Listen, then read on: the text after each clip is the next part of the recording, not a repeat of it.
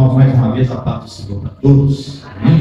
Abra sua Bíblia no Evangelho de Mateus, capítulo número 8, versículo 1 até o versículo número 3.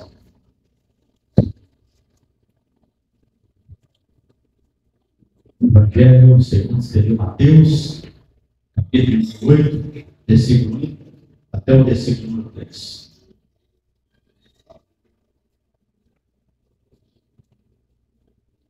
Amém? Todos encontraram? Aqui também à nossa direita. Diz assim a palavra do Senhor. E descendo ele do monte, seguiu uma grande multidão. E eis que veio um leproso e o adorou, dizendo: Senhor, se quiseres, pode tornar-me limpo. E Jesus, estendendo a mão, tocou, dizendo: quero ser limpo.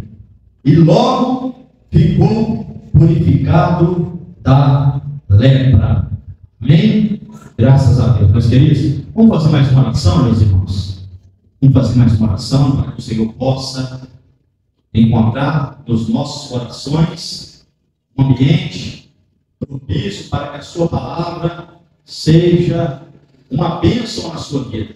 Amém? Eu quero te convidar a esquecer suas preocupações, a não andar, a prestar atenção na voz profética do Espírito Santo para a sua vida hoje. Amém? Deus tem uma palavra para cada um de nós aqui nessa noite. Você não veio perder tempo, você não veio mastigar pão, nem tomar uma porção de vinho. Você veio aqui para comemorar a morte e a ressurreição do nosso Senhor Jesus Cristo, que teve um resultado eficaz na sua vida, porque a sua morte foi substituta e te deu a oportunidade de receber o perdão dos seus pecados, e a sua ressurreição também tem uma validade na sua vida, porque através dela você é justificado diante do nosso Senhor e Salvador Jesus Cristo. Amém? Então vamos orar.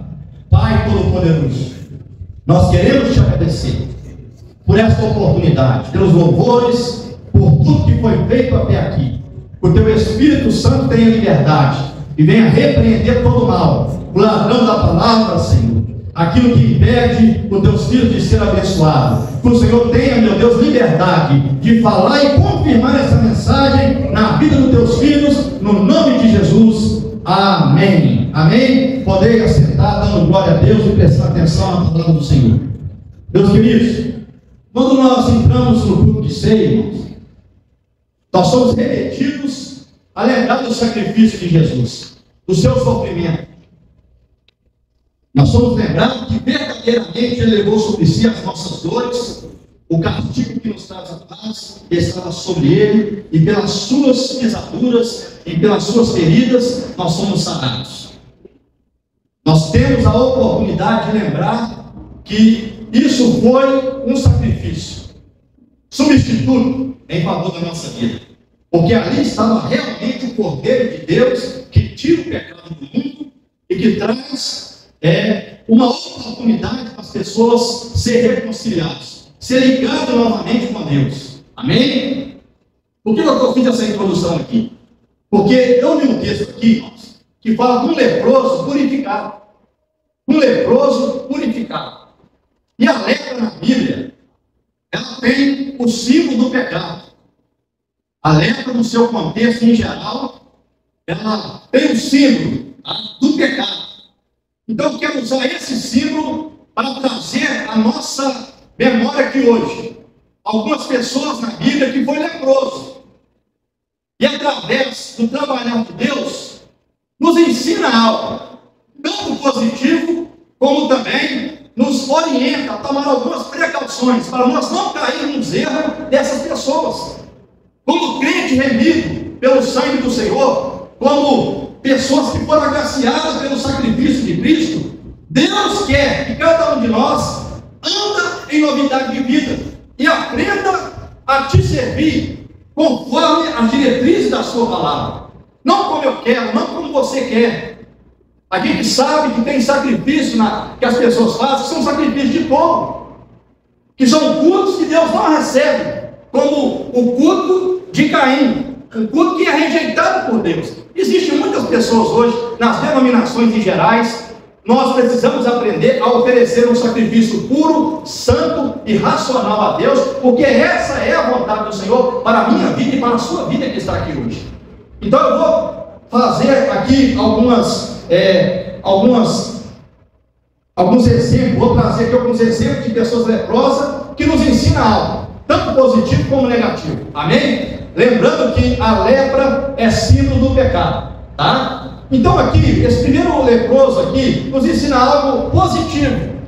Esse homem foi até a Cristo depois que Jesus desceu do Monte das Oliveiras, depois que ele deu ali o seu sermão, né? O seu sermão magistral, tanto para os seus discípulos, como aquela multidão numerosa que estava ali, ouvindo a sua mensagem. Então quando Jesus desce daquele monte, esse leproso, ele vai até a Cristo, adora a Jesus, e ele fala assim: Senhor, se o Senhor quiser, o Senhor pode me tornar limpo. E aqui eu quero chamar a sua atenção. Primeiro, ele sabia da gravidade da sua lepra. Para nós entendermos isso, nós temos que ler Levítico capítulo 13 e Levítico capítulo 14, porque ali mostra o que acontecia com o leproso, tanto quando ele estava numa lepra inicial, quando ele era decretado leproso. O que acontecia na sua vida, a mudança radical que acontecia na sua vida, porque ele perdia o convívio social, e depois no capítulo 14 mostra quando essas pessoas eram curadas. Então está lá em Levítico, depois você lê na sua casa. Mas então esse leproso, ele sabia da gravidade da sua lepra, ele sabia do risco que ele estava correndo, mas ele faz o que, irmãos? Ele adora a Deus de uma forma incondicional. Ele vai até Jesus, adora a Cristo, sem saber o que ia acontecer. Se ele ia ser apedrejado, se ele ia ser discriminado, se ele ia receber alguma coisa, uma repreensão mais forte, mas ele reconhece que Jesus era o Messias, que Jesus podia trazer uma mudança na sua vida. Ele adora Cristo e fala assim: se o Senhor quiser, o Senhor pode me tornar limpo. O que ele estava querendo dizer, irmãos? Senhor, se o Senhor quiser, o Senhor pode mudar a minha história.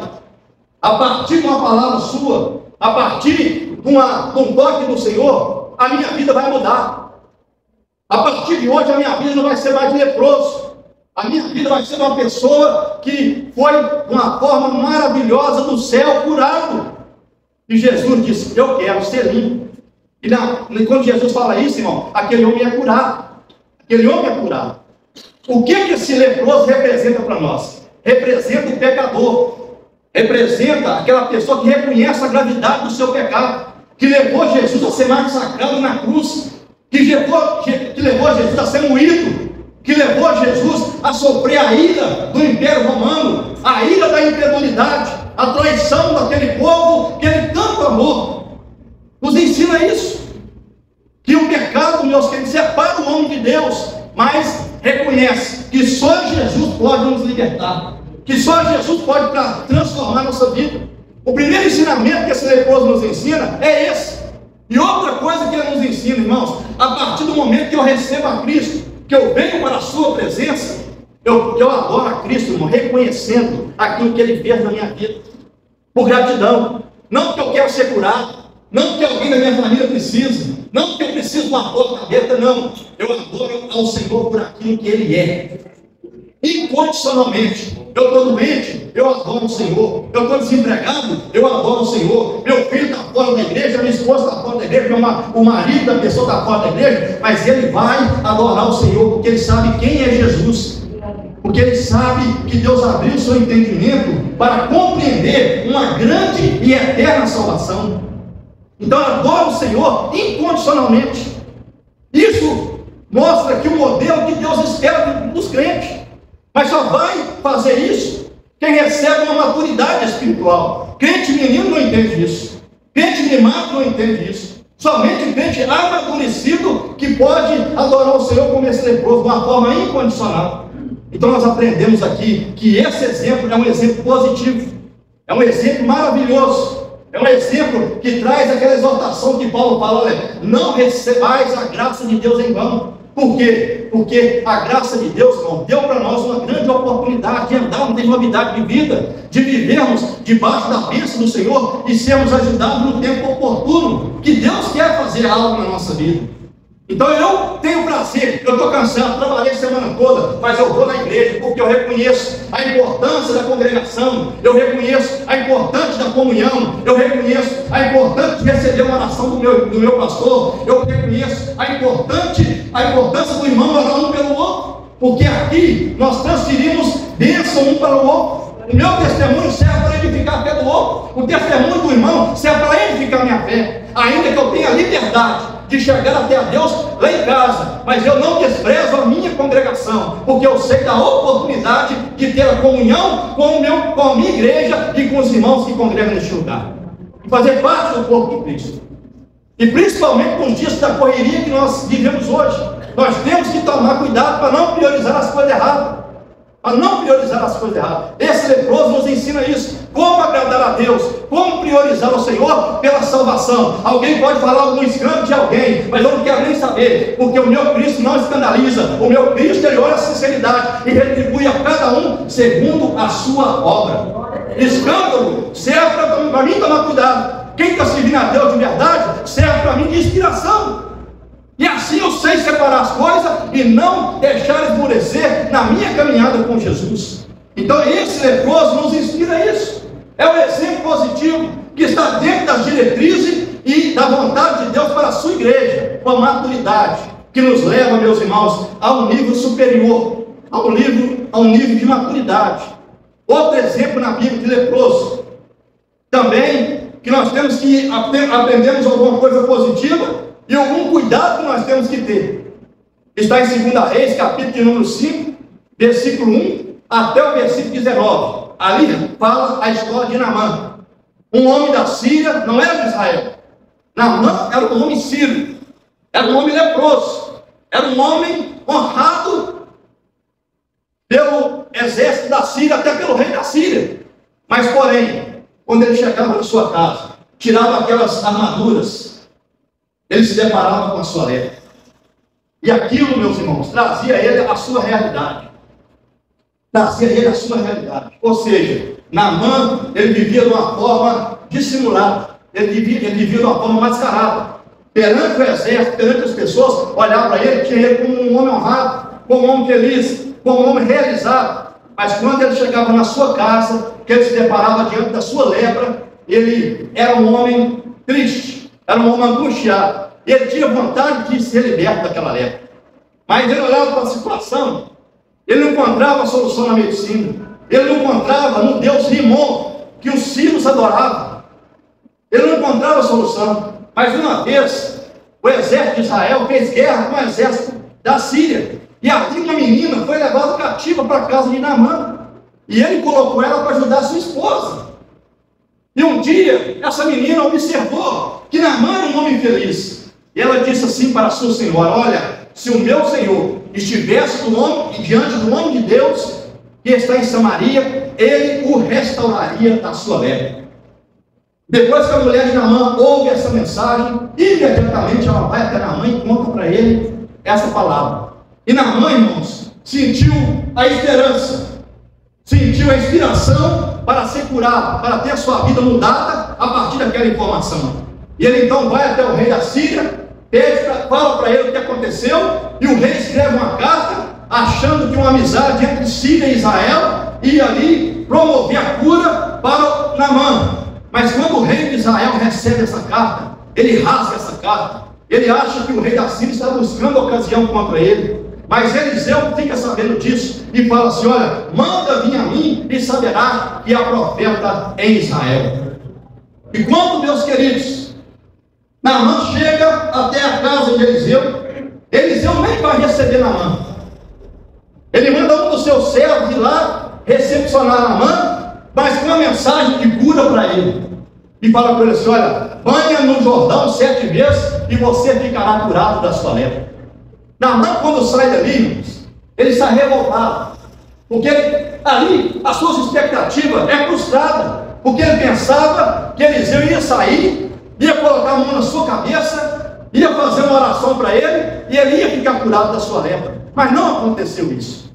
E ele então começa a questionar: olha, tem o rio Asbana, tem o rio Farpar, são rios limpos de Damasco. Será que eu não poderia banhar nesses rios e ficar curado? Por que tem que ser no Jordão? E aí um dos seus criados fala assim: olha, ó rei, não faça assim. Se ele te pedisse alguma coisa difícil, o senhor não faria? Então, ó rei, faça o que ele está mandando.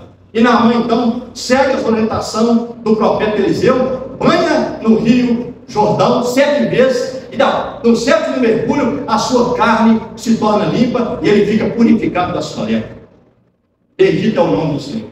Depois que ele vê que ele ficou purificado, irmãos, ele pega a sua comitiva, volta na casa de Eliseu e quer dar presente a Eliseu, quer dar multa de roupas, quer dar várias coisas que ele trouxe para presentear. Mas Eliseu não quis, Eliseu não aceitou. Ainda que ele insistiu com Eliseu para receber algum presente, para receber alguma bênção da sua parte, Eliseu não quis. E ele então pega agora a sua comitiva e vai embora novamente. O que nós aprendemos sobre o leproso Naamã? Presta atenção, irmãos. Nós aprendemos que tem pecador que vem até a Cristo por intermédio de alguém, pelo testemunho de alguém. São pessoas que não conhecem a Deus, que vivem adorando outros deuses, que vivem venerando outros deuses. Naamã adorava Rimon. Naamã ia com o rei da Síria até o templo de Rimon, adorava ele, não conhecia o Deus de Israel. Aí o Deus de Israel era apenas um Deus, Rimon, que não podia trazer a solução para o seu problema. Mas ele foi até a Deus, pelo testemunho daquela menina. Pelo testemunho daquela menina. O que nós aprendemos, irmãos? O nosso testemunho tem poder de atrair as pessoas. O nosso testemunho é algo fundamental. O nosso encontro com Deus não traz um benefício só para a nossa vida, mas traz benefício para as pessoas que estão diante de nós, nosso convívio social. Porque muitas das vezes eles vão passar por situações que eles precisam de alguém que orienta eles. Porque se nós não orientarmos eles, o diabo vai usar alguém para levar eles mais para o poço sem fundo. Vai levar eles a descer de escala abaixo. Então, nós aprendemos que tem pessoas que vêm até Deus através de alguém, mas mesmo com as motivações erradas, porque Naamã foi lá para adorar o Deus de Israel. Ele foi lá só para ser curado. Ele foi lá só para receber uma bênção. Ele não foi lá para adorar o Deus de Israel. Não, ele foi em busca do acessório, não foi em busca do principal. Mas Deus mudou isso na hora que chega lá. E outra coisa, ainda que a informação tinha poder para mudar a sua vida, na hora que ele chega lá, pela sua ignorância, pela sua falta de entendimento, quase que ele perde a bênção. Por quê? Porque ele estava desviando para o outro lado. Ele recebeu a informação certa, mas agora ele queria fazer do seu jeito, da sua maneira. Ele estava indo para um local totalmente contrário da informação que ele tinha recebido, que ia trazer solução para o seu problema. Sabe o que acontece, irmão? Eu vejo aqui a misericórdia de Deus. Deus sempre nos dá uma segunda chance. Ai de nós se Deus não desse para nós uma segunda chance. Isso fala do pecador que vem até a Cristo através de alguém. Alguém entrega para ele, ele não conhece a Deus, ou conhece de forma parcial, mas através daquele testemunho, daquela vitória, ele é inspirado a vir até a Cristo. E quando ele vem até Jesus, ele vem com segundas intenções. Ele não vem para aceitar Jesus como Salvador. Ele vem para buscar uma bênção. Ele vem para que Deus resolva o seu problema financeiro. Ele vem para que Jesus resolva o seu problema no seu casamento. Ele vem para que Jesus cure o seu filho. Ele vem para Jesus libertar o seu marido ou o seu filho das drogas. Ou seja, ele vem em busca do acessório. Não vem em busca do principal. Ele vai até Cristo para receber alguma coisa. Mas quando ele chega até a presença do Senhor, muitas das vezes ele não tem discernimento. Deus fala como ele vai ter que ser abençoado, e ele não concorda. Por quê? Porque ele ainda está vivendo aquela velha natureza. Os preceitos de Cristo, irmão, muitas das vezes são muito elevados. Talvez ele vai ter que perdoar alguém. Eu não concordo, eu sou ignorante, eu não perdoo ninguém. Eu de maneira nenhuma vou lá perdoar de jeito nenhum. Então, ou seja, é só um exemplo para nós entendermos. A palavra do Senhor, ela é sublime e elevada. E ele não consegue compreender isso. Ele começa a desvirtuar para outro caminho. Mas Deus, na sua misericórdia, usa mais alguém para orientar ele. Olha, faça do jeito que Deus falou, que vai dar certo. E aí, ele volta para Cristo. Ele volta para a direção do Senhor. Faz aquilo que está determinado, e Deus abençoa a sua vida. E através daquela bênção, ele reconhece Jesus como Salvador da sua vida. Ainda que ele veio buscar o acessório, mas ele reconhece que não é o acessório que é importante, é o principal, é a salvação, é ter a Jesus na sua vida, é ter o abençoador e não a bênção na sua vida. Porque através do abençoador, a bênção vai acontecer automaticamente. Então ele conhece a Deus através dessa situação. Por isso eu quero dizer para você que está aqui hoje, talvez você era uma bênção na mão de Deus, talvez você era uma pessoa que tinha muitas motivações, perdeu isso ao longo do caminho. Deus está falando com você aqui hoje, até que você volta a ser a mesma pessoa. Ele quer te derramar uma graça na sua vida, fazer as coisas melhores do que a primeira. Ele quer te dar tudo de volta, as motivações, a alegria que você perdeu. Porque ai de nós se o nosso Deus não fosse um Deus de segunda oportunidade. Ai de nós, meus irmãos, se Deus não desse chance para aqueles que escorregam, para aquele que cai. Mas nós temos que tomar cuidado. Nós temos que saber quem que nós ouvimos. Você ouve as pessoas de Deus? Ou você ouve as suas visões limitadas, as suas compreensões limitadas da vida? Ou ouve as pessoas erradas? Porque isso vai fazer diferença na sua vida. Naamã ouviu as pessoas certas. E ali ele foi curado daquela fé. E ali ele foi abençoado. Eu vejo, meus irmãos, na vida de Pedro um exemplo bem grande nisso. Pedro era um homem que estava num processo de aprendizado. E nós vemos ali Pedro, meus irmãos, no início, cortando a orelha do soldado. Nós vemos Pedro, meus irmãos, falando quem era Cristo, reconhecendo Jesus como Messias, mas depois, quando Jesus fala o que vai acontecer com ele lá em Jerusalém, que ele ia ser morto, que ele ia ser entregue na mão dos soldados, Pedro começa a repreender Jesus. Mas ali Pedro estava sendo usado pelo inimigo. E o Senhor repreendeu o inimigo na boca dele. Depois o Senhor mostra para ele que ele ia negar a Cristo. E ele estava cheio de si mesmo. Mas depois que ele viu que ele não era nada, na hora que acontecem as coisas, ele sai dali chorando amargamente, arrependido. Depois o Senhor deu a ele uma segunda chance. E nós vemos lá no livro de Atos dos Apóstolos como Pedro foi usado pelo Senhor. Como Pedro foi um instrumento nas mãos do Senhor. Por quê? Porque Deus é um Deus de segunda chance. Amém? Eu quero que você entenda isso aqui nessa noite. Então nós aprendemos com Naamã que muitas das vezes nós recebemos alguma informação que frustra as nossas perspectivas. E nós temos a tendência de não dar crédito. Por isso que o profeta Isaías, no capítulo 53, versículo 1, ele fala: quem deu crédito à nossa pregação? E no versículo 2, a quem se manifestou o braço do Senhor? Ele pergunta, por quê? Nem todo mundo que ouvia ia dar crédito. Nem todo mundo ia receber o braço do Senhor em favor da sua vida. Então eu quero que você entenda uma coisa: nós temos a tendência de afastar de Deus. Mas é importante nós ouvirmos as pessoas do Senhor. Por isso nós temos que ter uma afinidade com a palavra. Porque quando nós temos uma afinidade com a palavra, nós sabemos o que é de Deus e aquilo que não é do Senhor. Aquilo que está fora da palavra, aquilo que está fora dos ensinamentos de Cristo, não é de Deus, vai trazer confusão para a minha vida. E eu poderia aplicar isso aqui em muita coisa, não. Tá? Eu poderia aplicar isso aqui em muita coisa. Pessoas da igreja hoje que estão namorando com pessoas que não é crente, pessoas que é da igreja hoje fazendo coisas que desagradam a Deus. Eu poderia aplicar isso aqui em várias coisas, mas eu não vou fazer isso, porque eu tenho que chegar até o final da mensagem. Deus tem muita coisa para falar com a gente. Nós temos que aprender a ouvir a voz de Deus.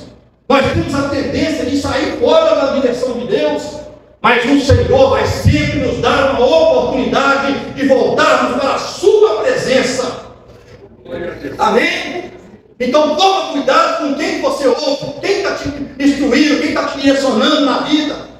Toma cuidado. Se não for para te aproximar de Deus, gasta fora. Pode ser um crente, pode ser uma profeta que faz o raio cair do céu, mas se não te aproximar de Deus, se trazer dúvida no seu coração, se trazer dúvida dentro da sua casa, isso não é de Deus. Deus não é Deus de dúvida. Deus é Deus de união, de graça e de alegria. E a palavra vem para trazer o quê? Para trazer um alento no nosso coração, para trazer a presença de Deus para a nossa vida. Bendito é o nome do Senhor. Outro leproso também que nos ensina muito o nosso relacionamento com Deus. E aqui eu falo, meus queridos, é uma advertência, é um cuidado que nós temos que ter. É em 2 Crônicas, capítulo de número 26, do versículo 1 até o versículo 21. Ali narra a história de Uzias, o rei Uzias. O rei Uzias, irmãos, começou a reinar com 16 anos de idade. E ele ficou no trono de Israel por 55 anos. E dentro desse contexto, ele teve algumas pessoas que levou a ele até inspiração. Primeiro, ele tinha um profeta abençoado do seu lado, chamado Zacarias, um homem perito nas visões de Deus. E esse homem abençoou a vida de Uzias de uma forma tão maravilhosa que ele cresceu na sua comunhão com Deus. Ele teve uma aproximação maior com o Senhor. E assim, irmãos, permitiu que ele recebesse livramento. Se você continuar lendo o texto, você vai ver que ele venceu várias batalhas contra o exército filisteu, contra o exército das regiões ali em volta, porque Deus agiu em favor dele. Deus trabalhou em favor dele. Essas guerras que Uzias venceu foi através da manifestação da mão do Senhor em favor da vida dele e do exército de Israel. E aí Deus deu ele sabedoria, porque ele foi fortificando. Ele criou armas, ele criou escudo, lança e outra coisa, uma arma moderna na época, que era a funda, que os exércitos em volta não tinham. O equipamento militar de Israel trouxe para Uzias um respeito que foi além das fronteiras. E a Bíblia fala bem claro que ele fortificou. Ele se tornou um homem grande. Mas aí que foi o problema de Uzias. Por quê? Na hora que ele cresce, na hora que ele se torna grande, ele exalta o seu coração e começa a sair fora da direção de Deus. Começa a fazer as coisas segundo o seu próprio entendimento. E ele faz algo que não era lícito para um rei fazer, não era da função do rei. Ele vai até o templo com o censário na mão e quer oferecer incenso ao Senhor. E na hora que ele faz isso, o sacerdote Azarias repreende ele e fala assim: ó rei, não é o Senhor que tem que fazer isso não é a sua função. Mas 80 sacerdotes veio ao lado de Azarias e repreendeu Uzias por isso. Mas ele insistiu, ele continuou insistindo em oferecer incenso diante do altar do Senhor, lá dentro do tabernáculo. E ali sabe o que acontece? O Senhor fere ele uma lepra na sua testa. E quando eles olham para ele e a sua testa começa a ficar leprosa, imediatamente eles começam a pressar para que ele saia daquele tempo. E ele então vê também que era Deus que estava tratando com ele, sai dali. E a Bíblia fala que depois Uzias viveu separado, leproso, até o dia da sua morte. Por quê? Porque exaltou o seu coração e fez algo que desagrada a Deus. Quando nós olhamos para essa história, o que ela nos ensina? Uzias representa o pecador que tem um encontro com Cristo. A pessoa que vai até Jesus, busca a Deus, é sincero, é humilde, está na oração, está na consagração, gosta de escola dominical, gosta de aprender a palavra e começa a buscar crescimento, tanto material como espiritual. E Deus começa a abrir as portas para ele. Mas quando Deus abre as portas, ele não sabe lidar com o sucesso. Ele não sabe lidar com a bênção que Deus concede para a vida dele. E essa bênção se torna maldição na sua vida. E através da bênção, ele sai da presença de Deus e começa a viver de uma forma totalmente avessa daquilo que Deus estabeleceu para a sua vida. Eu quero que você aprenda uma coisa: existem muitas pessoas que não sabem lidar com a bênção de Deus. Nós temos que tomar muito cuidado, irmãos, quando nós estamos passando por dificuldade. Nós somos humildes, nós aceitamos conselho, nós aceitamos oração, mas muitas das vezes nós começamos a crescer, nós lemos a Bíblia, nós estudamos, achamos que somos os mais sábios, achamos que somos pessoas que conhecem demais, pensamos que tudo que nós fizermos tem a aprovação de Deus. E muitas das vezes é errado, está errado. Tanto na hora do início como no final, nós temos que depender de Deus. Nós temos que viver com humildade na presença do Senhor. É alguém que não tem, muitas das vezes, nem um segundo grau, vem para a igreja, aprende a ler a palavra, começa a Deus mudar a sua mentalidade, ele sente o desejo de aprender, ele é inspirado a estudar, a buscar mais, a honrar Deus, porque ele sabe a importância disso. Mas na hora que ele vai para uma faculdade, ele se perde lá, porque ele não sabe lidar com aquelas mensagens, com aquelas influências negativas. E a faculdade, que é bênção na vida dele, se torna uma maldição na vida dele. Um casamento pode acontecer isso. Um filho pode acontecer isso. Uma casa, um carro pode acontecer isso. Eu conheço pessoas que desviou de Jesus, irmão, na hora que Deus prosperou ele.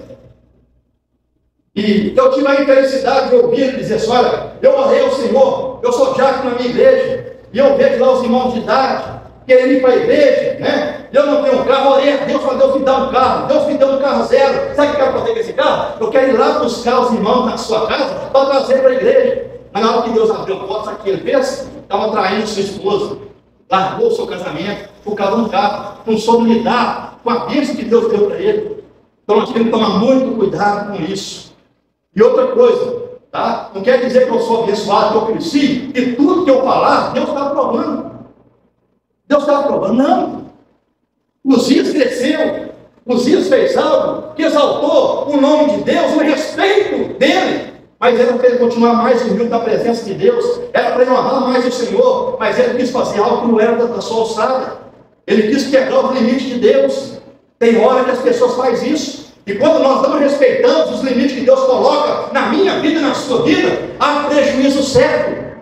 Não é importante começar bem. Aprende isso aqui hoje. Tem muitas pessoas que começam bem, mas terminam mal.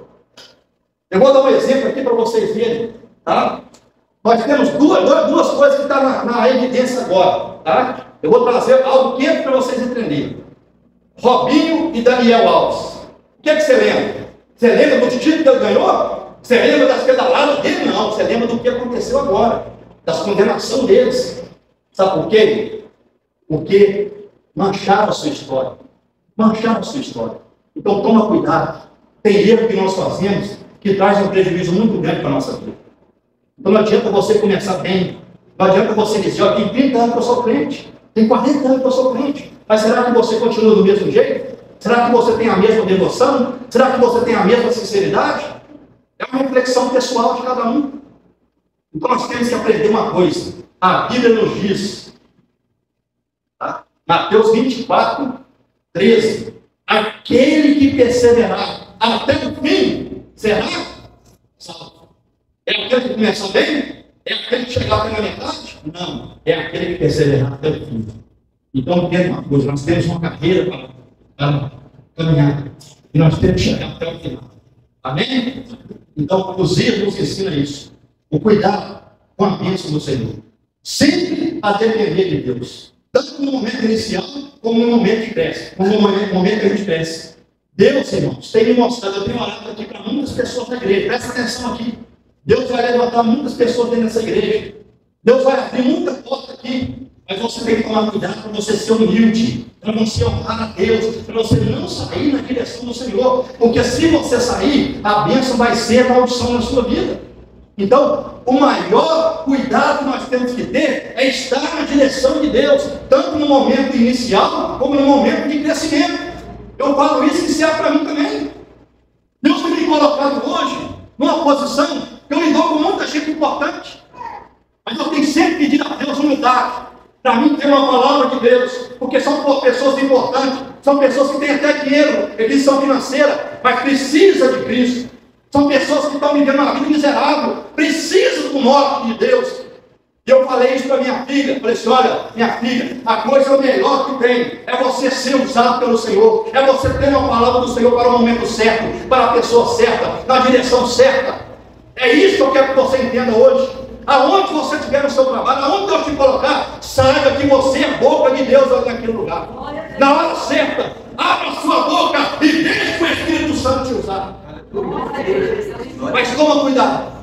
Toma cuidado para você não se embaraçar com a bênção. Não se embaraçar. Então nós aprendemos isso com a história de Uzias. Outra coisa, meus irmãos, para nós encerrar aqui, que nós aprendemos também com outro leproso, se chama Geazi. E a história de Geazi nos ensina muito. Geazi está registrado em 2 Reis, capítulo número 5, versículo 20 até o versículo número 27. 2 Reis, capítulo número 5, versículo 20 até o 27. Narra a história de Geazi. Sabe por quê? Aqui tem uma conexão entre a primeira e a segunda parte. Ou seja, a segunda parte e a última parte.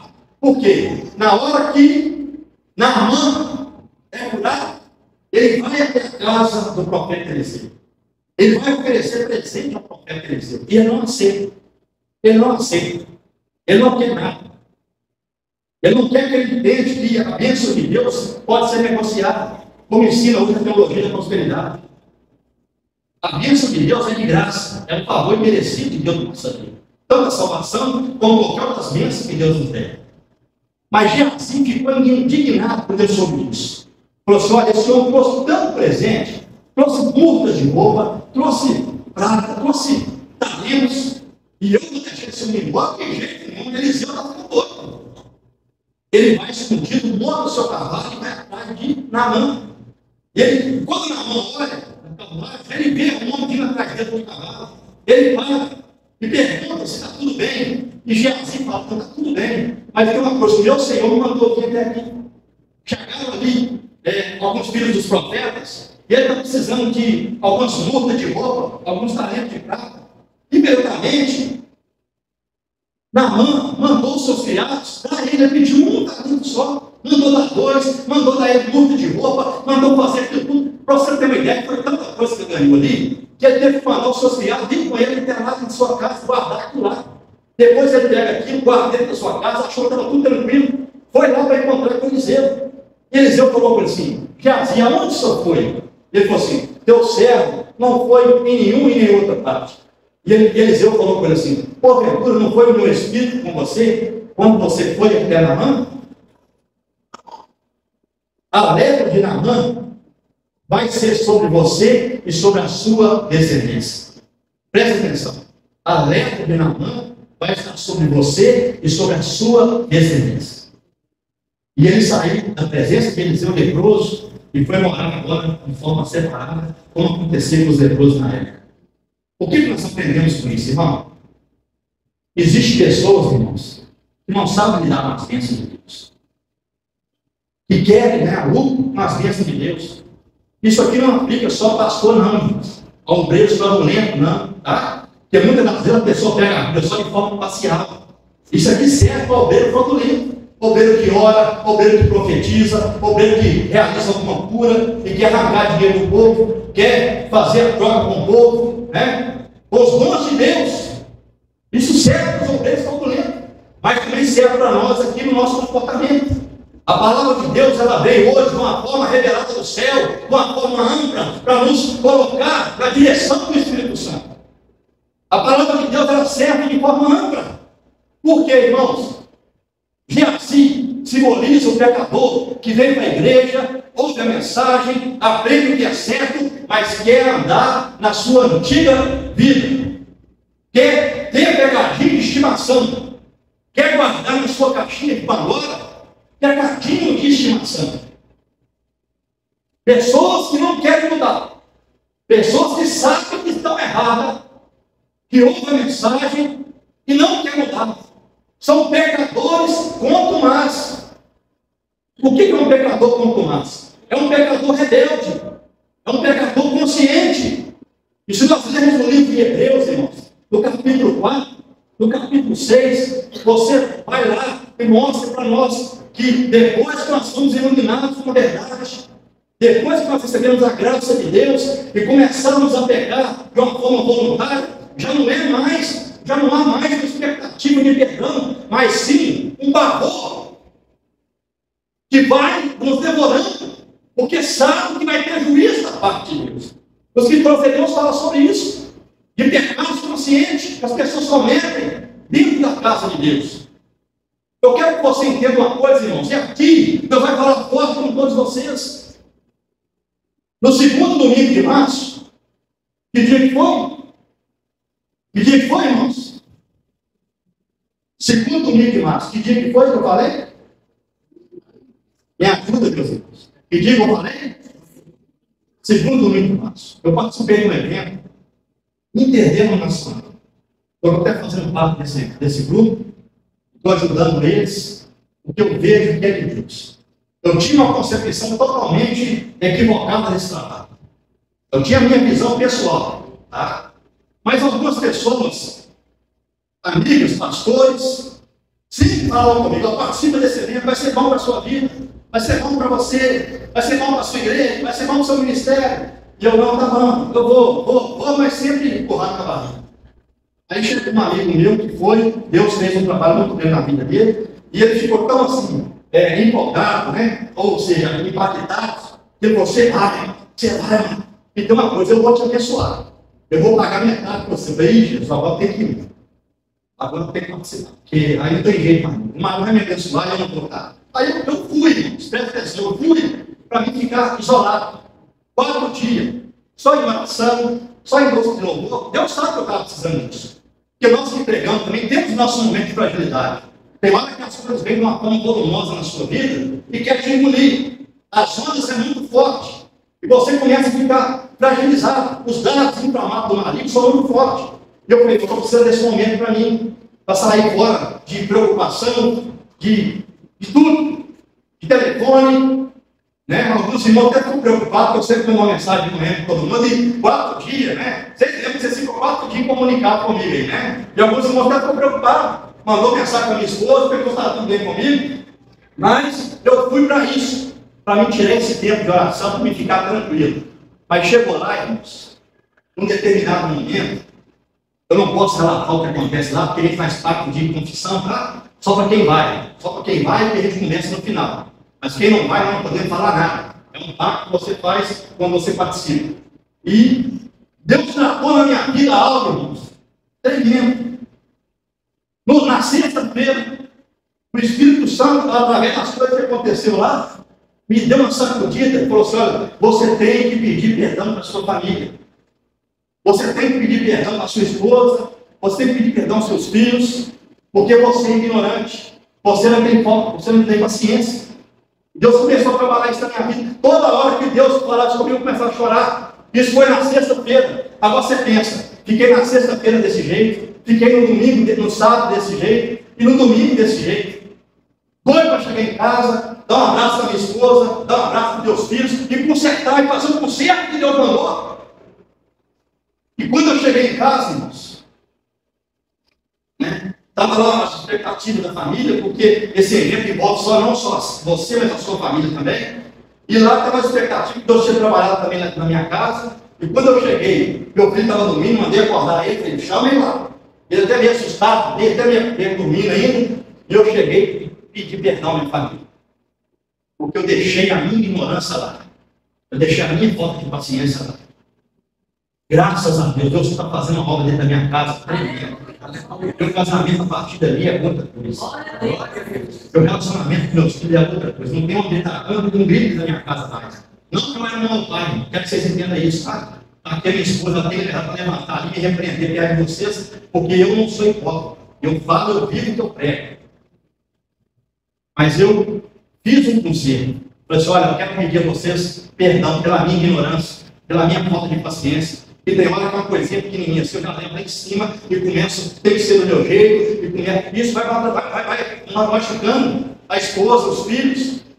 Então ali foi um quebrantamento, o Espírito Santo tomou minha casa, meus filhos, todo mundo começou a chorar. E a partir daquele dia eu comecei a ver as coisas mudarem. Aonde você quer chegar com esse testemunho, pastor? Tem muitos de nós aqui que precisam fazer isso. Largar o comportamento que está prejudicando o seu casamento, está prejudicando o seu relacionamento com a sua família. Porque eu estou falando isso aqui na direção do Espírito Santo. Presta atenção, não existe maldição hereditária na vida do crente. Isso é um ensinamento totalmente herege. Não existe, presta atenção, irmãos. Não existe maldição hereditária na vida de crente. Amém? Existe maldição hereditária na vida do ímpio. No crente não. Porque Jesus quebrou toda a nossa maldição. 2 Coríntios, capítulo 5, versículo 21, fala assim: aquele que não cometeu pecado, se fez pecado por nós, para que nele fossemos feitos justiça de Deus. Jesus já quebrou nossa maldição na cruz. Mas sabe o que é o problema? Tem hora que a gente sabe que está fazendo uma coisa errada e está prejudicando a nossa família, está prejudicando o nosso colega de trabalho, está prejudicando nossos pais. Isso aqui serve para todo mundo, mas nós continuamos na pirraça. Sabemos que estamos fazendo errado, mas continuamos na mentira, no engano, no ciúme exagerado. Isso aqui serve para todo mundo. Mas eu quero te dizer uma coisa, irmão: nós temos que quebrar comportamentos Sabe por quê? Além de você prejudicar o seu relacionamento com a sua família, você está comprometendo a sua descendência. Isso aqui é sério. Porque o pecado de Geazi trouxe uma maldição para ele, que a partir daquele dia ficou leproso. E também a sua descendência, que não tem nada a ver, também foi leprosa. Eu quero que você entenda, existe repressão de comportamento. Eu quero falar isso aqui bem claro, porque Deus tratou comigo isso e mandou entregar isso para vocês. Porque o pai é um cavalo dentro de casa, um ignorante dentro de casa. O filho vem com esse comportamento dentro de casa. Depois, o neto também começa a fazer esse comportamento. Deus estraga muito amplo. Nós temos que quebrar esse comportamento, essa ignorância. Talvez é a sua falta de paciência, talvez é a sua mentira, talvez é a sua forma de trabalhar dentro da sua casa, com seu filho. Eu não sei o que você tem que deixar aqui hoje, mas essa mensagem é para você deixar algo que está prejudicando a sua vida, está prejudicando a sua família. E uma coisa, irmãos, que eu quero viver bênção na minha vida, bênção dentro do meu casamento, bênção na vida dos meus filhos. Eu quero que a minha filha seja uma boa esposa, eu quero que o meu filho seja um bom esposo. Eu não quero que ele leve essa ignorância para dentro do seu casamento, eu não quero que a minha filha leve essa ignorância para o seu casamento, porque muitas das vezes eu e você somos responsáveis por estragar nossos filhos. Isso aqui é muito sério. Você não assume a sua responsabilidade como homem de Deus, como mulher de Deus, como filho dentro da casa do Senhor, e está estragando a sua família. E o pior, está comprometendo a sua descendência. Porque, irmãos, eu tenho observado isso. Tem pessoas que de você é da vontade de Deus, não é. O divórcio não é de Deus, mas a pessoa comete um comportamento que ele trouxe lá do seu tataravô, dentro do casamento, e chega um ponto que tem que separar. Casa de novo, não aceita a mudança, entra nesse casamento com o mesmo comportamento, e daqui a pouco está com você novamente. E aí vai acontecer o quarto e vai. Quem casa com essa pessoa, casa com um monte de problema. Isso é tanto para o homem como para a mulher. Pessoas que têm trauma e não é curado. Vem com casamento, com arrogância, bate o pé, tem que ser do meu jeito, não é do seu jeito, tem que ser do jeito de Jesus. Quem manda na sua casa é Deus. Quem manda na sua casa é Deus. É Ele que diz as normas da sua casa. Se você quer ser abençoado, se você não pagar com essa autoridade fora da vontade de Deus, vai trazer prejuízo para a sua vida. Porque não tem homem que aguenta isso, não tem mulher que aguenta isso, uma hora a bomba vai estourar. Então, é hoje, nós temos que deixar algo que está nos prejudicando. Você sabe que Deus está falando com você. Tem pessoas que querem tomar uma posição diante de Deus, não toma. Fica brincando. Você não sabe se vai ter oportunidade. Hoje é noite de conserto. Essa lepra tem que sair da sua vida. A cruz está ainda em evidência para curar nossas lepras, para curar os nossos pecados, para trazer novidade de vida. Mas eu não posso aceitar viver desse jeito. Você sabe que tem que largar algo para ser melhor como serve de Deus. Amém? E aqui eu quero encerrar minha mensagem. Vamos ficar de pé. Eu quero falar com você em nome de Jesus. Eu quero fazer algo aqui, irmãos, na direção de Deus. Tá? Não é modismo nem nada. Se você quiser ser abençoado, você vai. Você não quer ficar no seu lugar quando você quiser. Mas no nome do Espírito Santo. Abraça a sua família agora. Eu quero chamar aqui na frente a minha esposa e a minha filha. Vem aqui na frente. Você vai sair do seu lugar e vai abraçar uma pessoa da sua família. Se você não tem sua família aqui, abraça com um parente. Ora com uma pessoa, mas não ora sozinho. Tá? Abraça a sua família agora. Hoje é noite de conselho. Hoje é noite de nós aproximar de Deus.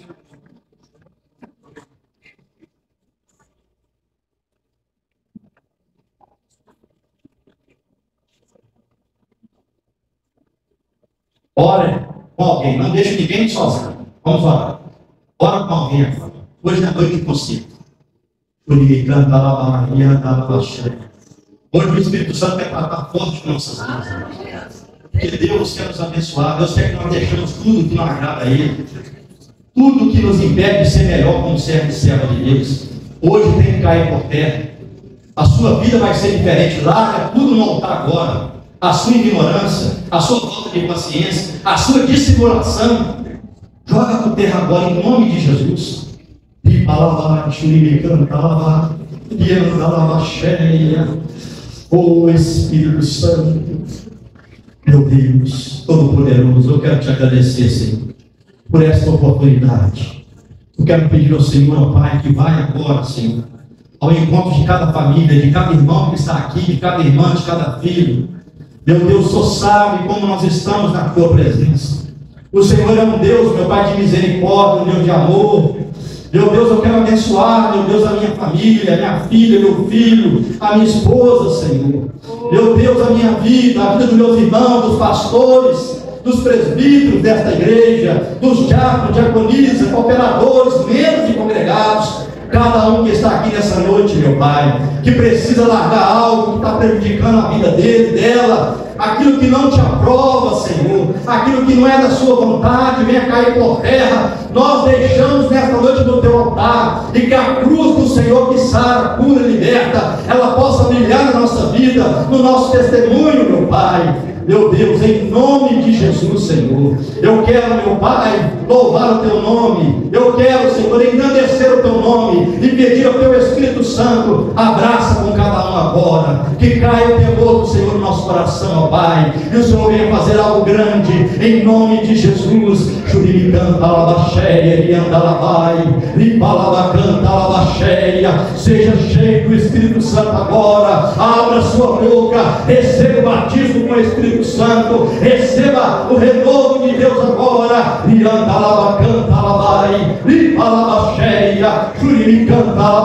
Receba o abraço de Deus na sua vida agora. Receba a cura do Senhor no seu coração, no seu sentimento, na sua alma, aonde você precisa ser curado agora para ser uma bênção do Senhor. Receba nesta noite, em nome de Jesus. Adore, adore, glorifique, exalte o Senhor. Aleluia.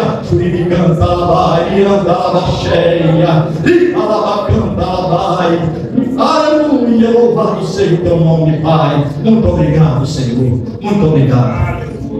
Aleluia. Aleluia. Irmãos, ainda de pé, só um pouquinho. A irmã Rosa vai estar falando aqui se eu falei a verdade, tá? Aleluia. Glória a Deus. Tadinha, irmãos.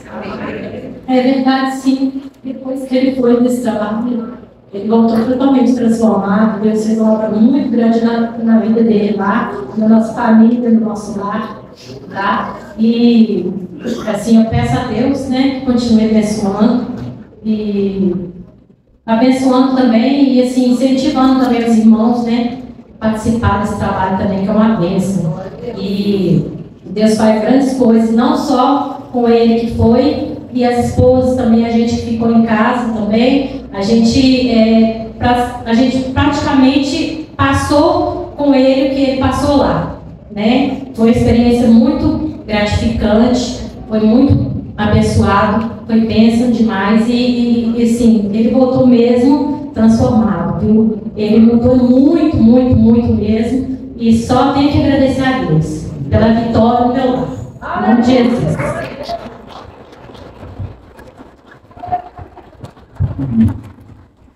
Certo? Vamos então guardar sempre.